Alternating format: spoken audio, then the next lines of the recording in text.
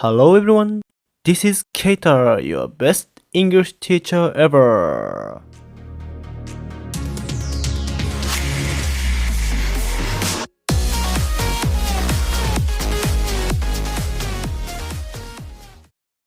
Welcome back to our podcast, picking up from the last time.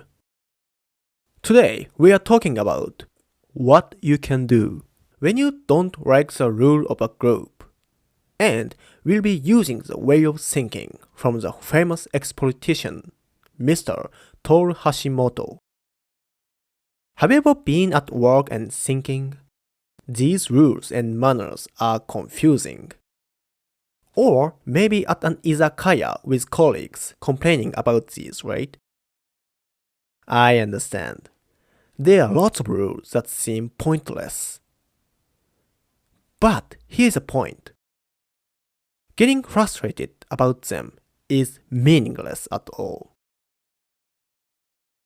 According to Mr. Hashimoto, when you are not happy with the rules, you've got only two choices.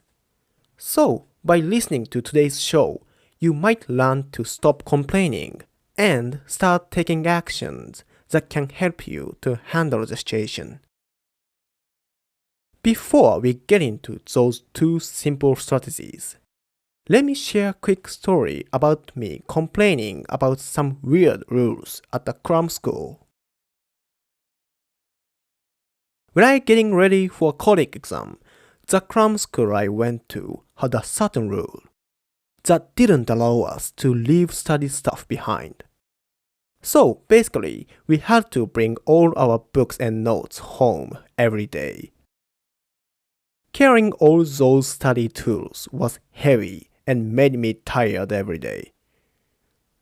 One day, I asked the office staff if we could leave stuff behind.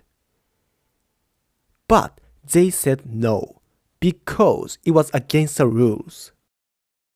When I asked why, they said it was for not losing textbooks. And I suggested, what if I take responsibility for lost items?But finally, he got angry and said, rules are rules, and it's not allowed. That's it. I remember going back to studying, feeling frustrated. During that time, I heard something on a TV show that made me realize I was being a bit foolish. On the show, ex-politician Toru Hashimoto said,If you don't like Japanese laws, you have two choices. Be a politician to change them, or leave Japan.